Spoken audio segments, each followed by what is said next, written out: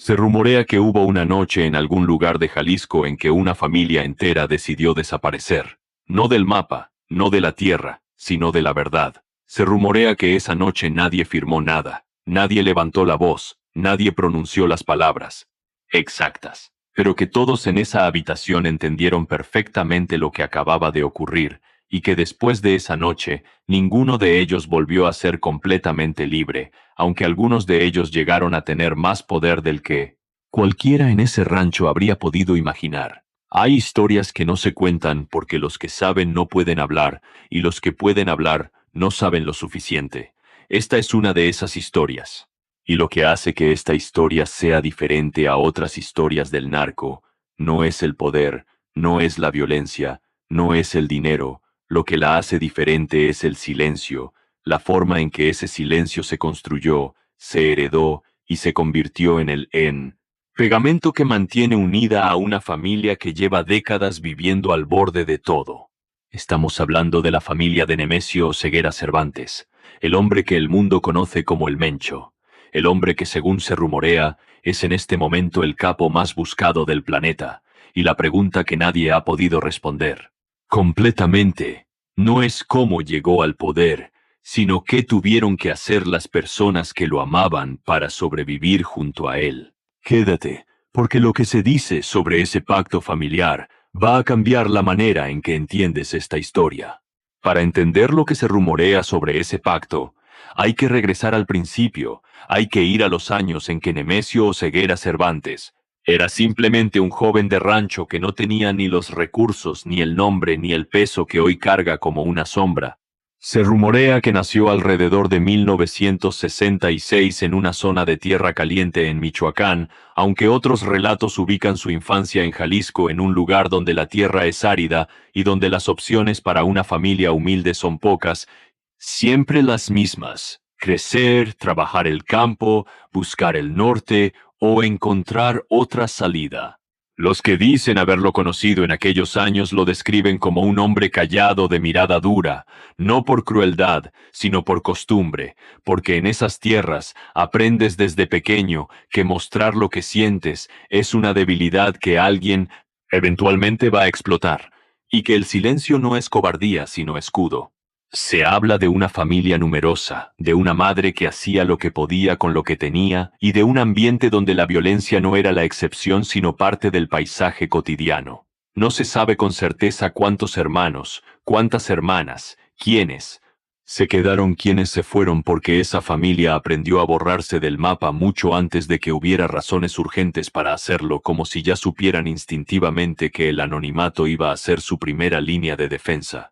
Lo que sí circula con fuerza entre quienes siguen de cerca estas historias es que Nemesio no llegó al crimen organizado de golpe, que hubo una trayectoria, que hubo personas que lo introdujeron y que antes de ser el hombre que encabeza las listas de los más buscados del mundo fue simplemente alguien que seguía instrucciones, alguien que cargaba, que escuchaba, que observaba. Se habla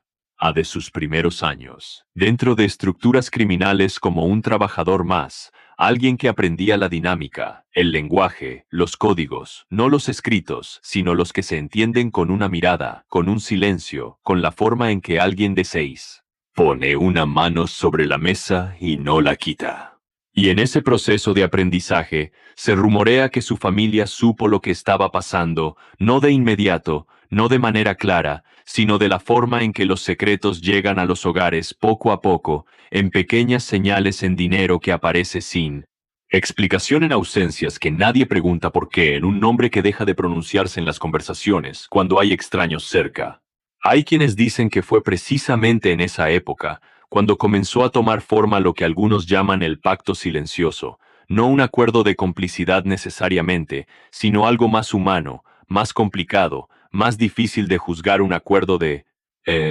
supervivencia colectiva, una especie de entendimiento no hablado entre personas que se amaban y que de pronto se encontraron atrapadas en una situación que ninguna de ellas eligió del todo, o quizás sí, quizás algunas sí, y ese es el nudo que nadie ha podido desatar con certeza. Para hablar de los años 90 en el occidente de México, hay que hablar del contexto, porque sin contexto, nada de esto tiene sentido en aquella década. El narcotráfico mexicano vivía una transformación brutal, los grandes cárteles colombianos que habían dominado el flujo de cocaína hacia los Estados Unidos comenzaban a debilitarse, y eso dejaba un vacío que grupos mexicanos empezaban a disputarse con una ferocidad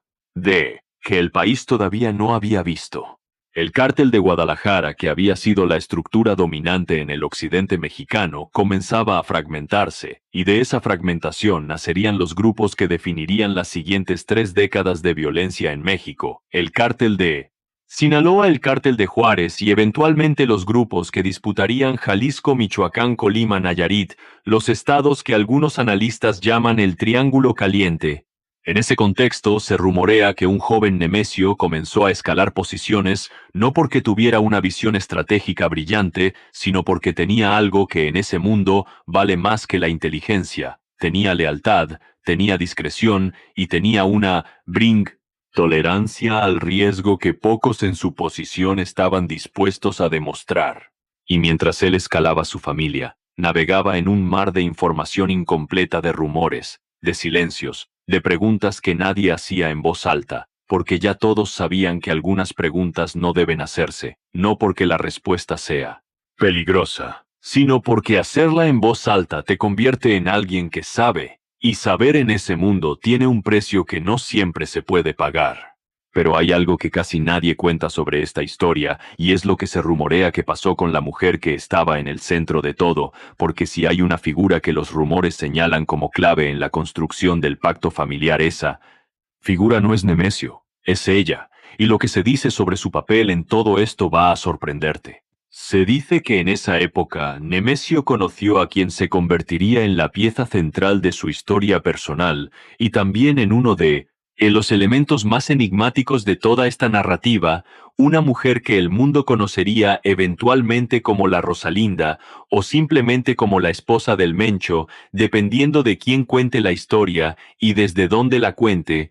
Los rumores sobre esta relación son abundantes y profundamente contradictorios. Algunos dicen que ella sabía perfectamente desde el principio cuál era el camino que él estaba tomando. Otros dicen que ella lo acompañó sin entender completamente las dimensiones de lo que vendría. Y hay quienes sostienen algo mucho más perturbador: que ella no solo sabía, sino que fue una figura activa en la construcción del poder que eventualmente convertiría a su esposo en el capo más buscado del mundo. No es un rol decorativo el que los rumores le asignan, es un rol de arquitecta, de alguien que tomaba decisiones, que gestionaba, que organizaba mientras el nombre público de su esposo crecía y se volvía intocable. Lo que sí puede rastrearse, porque hay registros que lo documentan, es que esta relación produjo hijos y que esos hijos nacieron y crecieron en ese ambiente desde antes de que el ambiente fuera lo que es hoy, cuando todavía era algo que podía fingirse normal desde afuera, al menos si no mirabas demasiado cerca.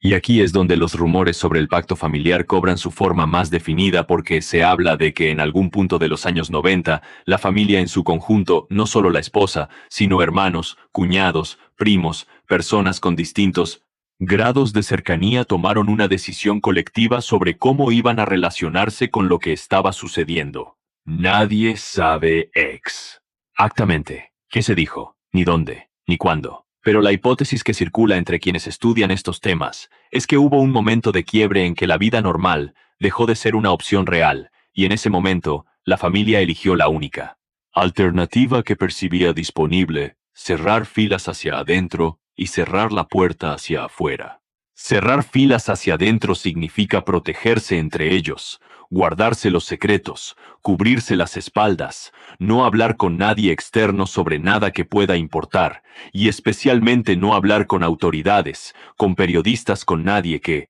represente una amenaza, aunque esa amenaza venga disfrazada de oportunidad. Cerrar la puerta hacia afuera significa cortar los lazos con el mundo que quedó atrás, el mundo de los vecinos, los amigos de la infancia, los conocidos del rancho, las relaciones que existían antes de que el apellido se cargara de peso y de miedo. Se dice que este proceso de aislamiento no fue inmediato, que tomó años, que hubo resistencias, que hubo personas dentro de la familia que no querían ese camino, que querían seguir siendo visibles, normales, conectados a una vida que pudiera mirarse de frente. Y se dice que esas personas eventualmente fueron absorbidas por la lógica del grupo o se alejaron del núcleo familiar para siempre. El problema con alejarse de ese núcleo cuando ese núcleo ya tiene el poder que tendría años después, es que alejarse tampoco es completamente libre, porque llevas el apellido, y en cualquier momento alguien puede aparecer a recordarte que tú también formabas parte de todo aquello,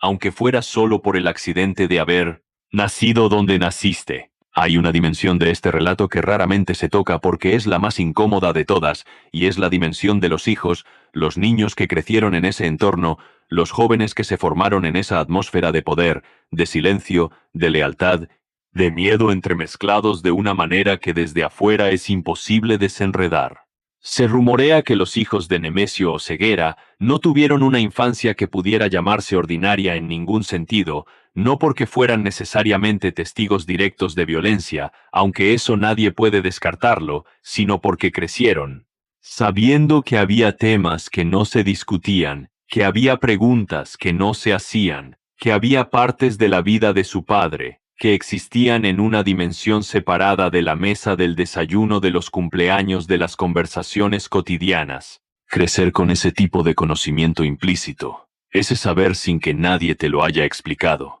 pero saber de todas formas, deja una marca que los psicólogos identificarían como una forma particular de disociación, de separación entre la realidad que vives y la realidad que puedes nombrar en voz alta. Y se dice que esa marca fue parte de la herencia que el pacto familiar transmitió de generación en generación, no intencionalmente quizás, sino como consecuencia inevitable de las decisiones que se tomaron mucho antes de que esos niños pudieran entender lo que significaba vivir dentro de esa historia. Uno de los hijos, cuyo nombre ha aparecido en investigaciones periodísticas y en documentos legales, es conocido como el Menchito, un diminutivo que en su ironía involuntaria captura algo de la tragedia de ser el hijo de alguien que se ha convertido en un símbolo. Se dice que este joven fue incorporándose a las estructuras del grupo familiar que fue formado para ese camino desde antes de poder entender completamente qué significaba que el pacto familiar incluía también la transmisión de roles, de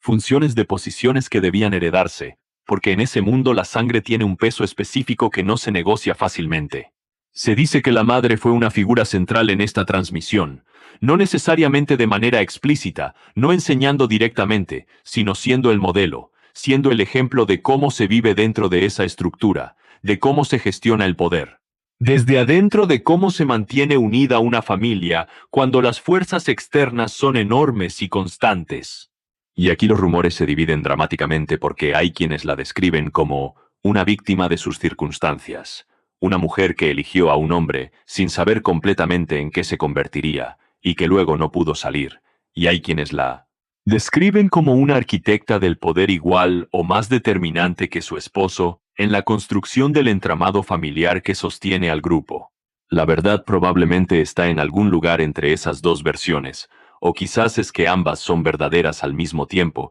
que puede ser víctima y arquitecta simultáneamente, que puede haber elegido sin elegir completamente, y haber construido sin calcular todas las consecuencias. Porque así funcionan los humanos en situaciones extremas, no con la claridad de quien tiene tiempo y opciones, sino con la urgencia de que, y en navega en tiempo real, sin mapa. Los años 90 en México fueron también los años del Tlán, de la modernización del proyecto de país, que prometía integrarse al mundo desarrollado, y en ese contraste hay algo que vale la pena detenerse a sentir, porque mientras en las México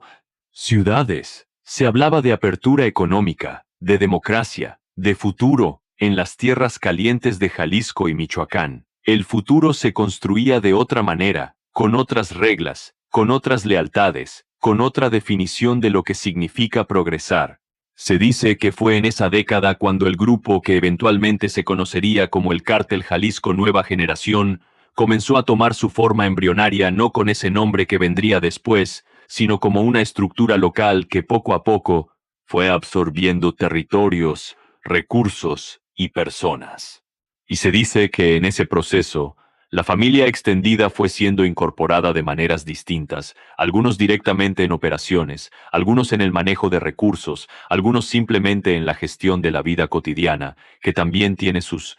propias necesidades de logística y de personas de confianza. El dinero empezó a cambiar las casas, los carros, la forma de vestir, los viajes, los colegios de los niños. Todo eso fue cambiando gradualmente con la discreción que el pacto exigía, sin ostentación excesiva, al menos en los primeros años, porque la ostentación llama la atención, y la atención es peligrosa. Pero el dinero también cambia a las personas de maneras más sutiles. Cambia lo que crees merecer, lo que crees posible, lo que crees que eres. Y ese cambio interno es el que más difícil resulta. Revertir cuando o si alguna vez las circunstancias cambian. Se rumorea que hubo miembros de la familia que intentaron tomar distancia en distintos momentos de esa década, que quisieron construir vidas separadas en otras ciudades, en otros estados, que quisieron que sus hijos crecieran con apellidos,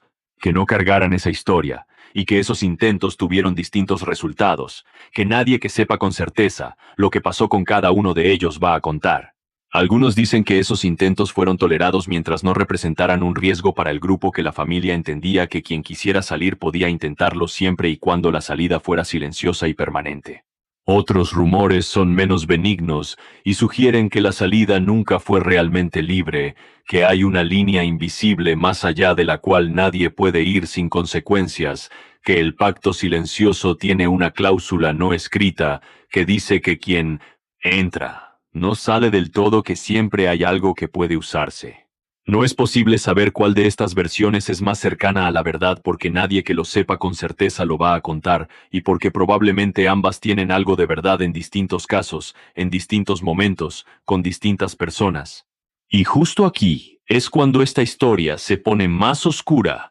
porque se rumorea que en algún momento de esa época, el pacto silencioso tuvo que ser puesto a prueba por primera vez, que hubo alguien dentro del círculo familiar que estuvo a punto de romperlo, y lo que se dice que pasó con esa persona es algo que nadie ha podido confirmar, pero que tampoco ha podido ser desmentido. Los rumores sobre traiciones dentro del mismo núcleo familiar, sobre personas cercanas que en algún momento proporcionaron información a autoridades no por convicción moral, sino por razones que tienen que ver con conflictos internos de poder, con resentimientos acumulados, con la sensación de no haber recibido lo que sentían que les correspondía, son rumores persistentes que los analistas no descartan. Porque la historia del crimen organizado está llena de estructuras que fueron debilitadas desde adentro antes de ser golpeadas desde afuera, y la pregunta que nadie puede responder sobre esta familia es si el pacto que se tejió en los Bartorno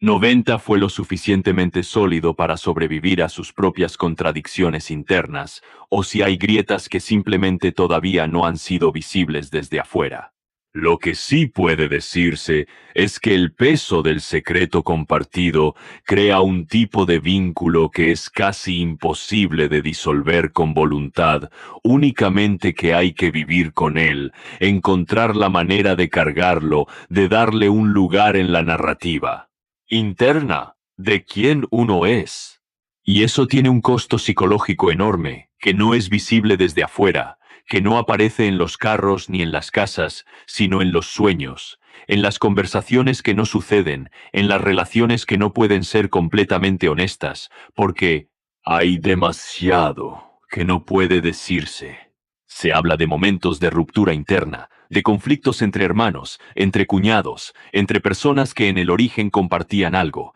y que el peso del tiempo y de las circunstancias fue erosionando. Se habla de rencores que no pudieron expresarse, de agravios que quedaron sin resolver, porque en ese contexto, expresar un agravio implica revelar algo que no debe revelarse, implica nombrar lo que no tiene nombre en voz alta. Y esa incapacidad de procesar el conflicto de manera ordinaria se dice que fue creando capas de tensión que con los años se convertirían en fracturas más profundas, fracturas que solo se harían visibles años después, cuando el apellido ya era demasiado conocido para que nada pudiera ocultarse completamente. Los primeros años del siglo XXI trajeron cambios enormes para México y para los grupos criminales que operaban en el país. La guerra contra el narcotráfico fue transformando el mapa de poder regional y en ese contexto, el grupo de Nemesio Oseguera fue creciendo con una velocidad que sorprendió incluso a quienes lo seguían de cerca. Se dice que en ese proceso de crecimiento,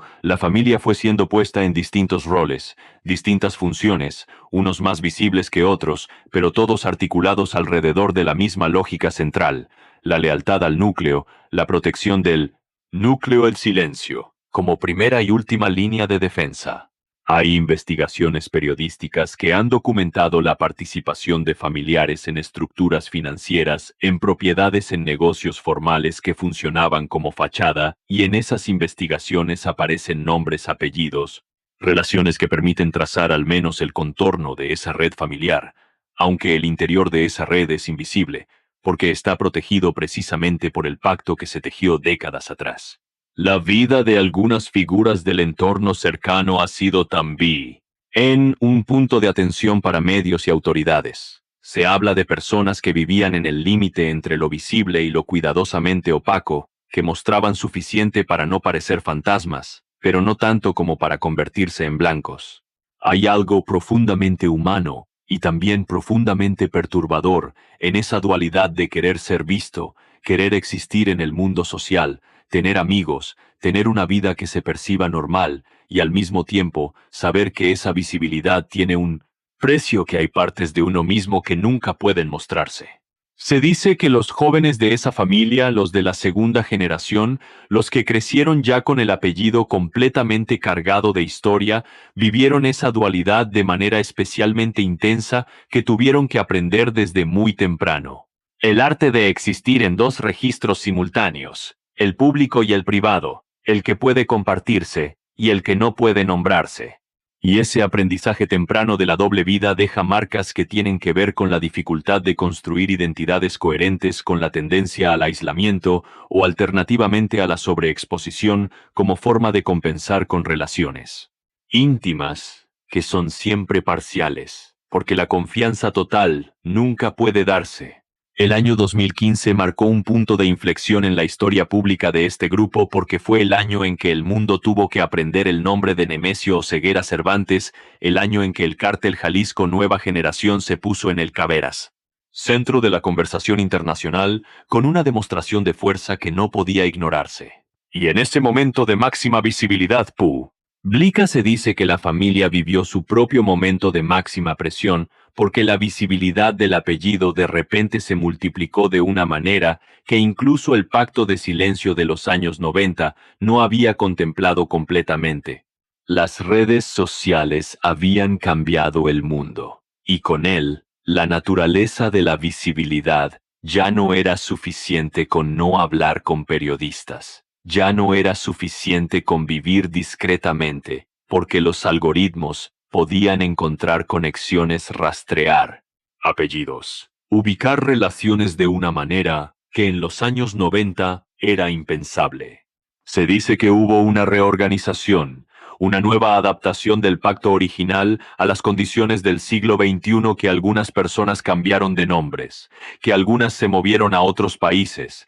que algunas construyeron identidades completamente nuevas con documentos que no conectaban al apellido que no debía pronunciarse. Este tipo de transformación radical de identidad es algo que los expertos en seguridad personal describen como una forma extrema de disociación entre el pasado y el presente, una cirugía identitaria que puede proteger físicamente, pero que crea sus propios traumas psicológicos, porque implica abandonar todo lo que uno fue para convertirse en alguien que en cierto sentido no existe completamente en ningún registro confiable. Y hay algo en esa imagen que es al mismo tiempo comprensible y devastadora, la imagen de personas que por el accidente de haber nacido donde nacieron o de haber amado a quien amaron, tuvieron que borrar su propio nombre para sobrevivir. Los rumores sobre la salud de Nemesio Oseguera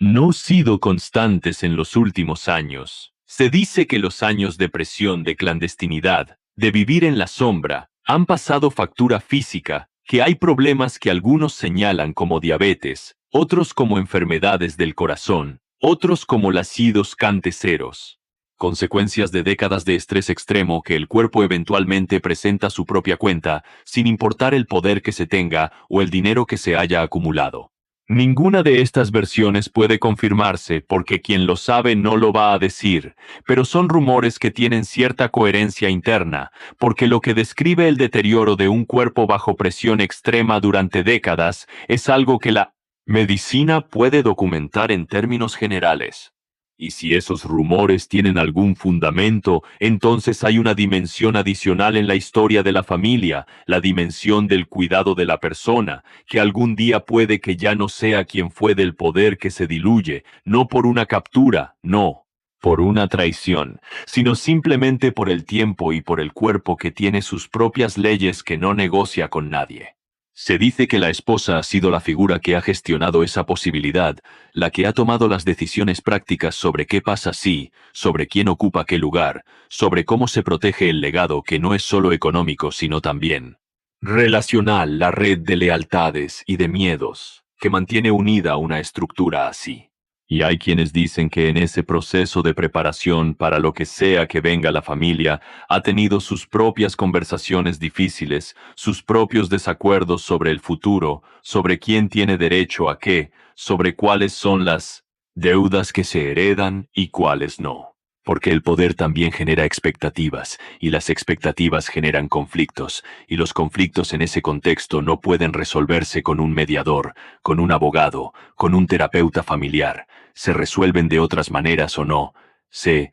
resuelven y quedan ahí sedimentados en el fondo de las relaciones, como algo que todos saben que está, pero que nadie nombra. Y aquí viene lo que quizás nadie te ha contado sobre esta historia, lo que los rumores más recientes sugieren, y que si es cierto cambiaría todo lo que creías saber sobre el estado actual de ese pacto silencioso que se dice que se tejió hace más de 30 años. Porque se habla. Y esto hay que dejarlo muy claro como rumor, como algo que nadie puede confirmar ni desmentir. Se habla de que el pacto ya no está tan intacto como aparenta, de que hay voces dentro del entorno cercano que en los últimos años habrían comenzado a hablar con personas que no debían, de que habría información que ya no está completamente guardada dentro del círculo. Se habla de procesos judiciales, de personas que se han entregado para proteger a otros, de acuerdos de cooperación que pueden o no involucrar información sobre las estructuras internas del grupo, de dinámicas de lealtad y traición que se hablas. Juegan en los pasillos de los juzgados con la misma intensidad que se jugaron décadas atrás en esas tierras calientes donde todo comenzó. Y si esos rumores tienen alguna base, entonces estamos ante algo que tiene una lógica circular casi imposible de ignorar, porque el pacto silencioso que nació para proteger al grupo podría estar siendo el instrumento de su propia fractura, porque el silencio que se impuso desde adentro durante décadas podría estar rompiendo por el peso acumulado de todo lo que no se pudo decir. El capítulo más reciente de esta historia, al menos el que puede rastrearse desde afuera, tiene que ver con detenciones, con procesos judiciales, con extradiciones, con miembros del entorno cercano que han aparecido en tribunales en México y en Traros. Los Estados Unidos, enfrentando cargos que reflejan décadas de actividad. Y cada una de esas apariciones judiciales tiene una familia detrás. Tiene personas que están viviendo esos procesos desde adentro, desde una cercanía que los medios nunca capturan, porque los medios solo pueden llegar hasta donde les está permitido llegar. Y hay algo circular en esa imagen, algo que cierra un arco, porque el pacto silencioso que se dice que se tejió en los años 90, un acuerdo de supervivencia, de lealtad, de silencio, llega eventualmente a un momento en que el silencio se taró. Pone a prueba de la manera más extrema cuando hay consecuencias legales reales, cuando hay años de prisión en juego, cuando hay posibilidades de libertad que exigen como precio precisamente romper ese silencio. Si el pacto sobrevive a esa prueba o si se fractura en ese momento es algo que tampoco puede saberse desde afuera, porque si se fractura los que lo saben no pueden decirlo, y si no se fractura tampoco hay manera de probarlo desde afuera. Y ahí es exactamente donde vive esta historia, en ese espacio imposible de verificar pero imposible de ignorar. Hay una pregunta que subyace a todo es. Te relato una pregunta que nadie puede responder con certeza, pero que vale la pena formular en voz alta, y es, si hubo algún momento en que cualquiera de las personas que forman parte de esta historia tuvo una alternativa real, en que el vacío camino pudo haber sido diferente, no solo individualmente, sino colectivamente como familia. Algunos dirían que sí, que siempre hay alternativas, que la decisión de entrar, de quedarse, de participar, fue una decisión en algún sentido, aunque ese sentido sea estrecho y lleno de limitaciones. Otros dirían que no, que los contextos moldean a las personas de maneras que hacen que hablar de alternativas sea una crueldad, una imposición de estándares que no reconocen las condiciones reales en que viven ciertos seres humanos que nadie elige nacer donde nace, ni en qué familia, ni en qué época. Probablemente la verdad tampoco aquí sea única, que hay personas en esta historia que tuvieron más opciones que otras, que hay una gradación de responsabilidad que no puede aplanarse ni en un sentido ni en el otro. El pacto silencioso que se dice que esa familia hizo en los años 90, si es que existió, no fue probablemente un momento dramático con discursos, fue probablemente mucho más ordinario, más cotidiano, más parecido a las decisiones que muchas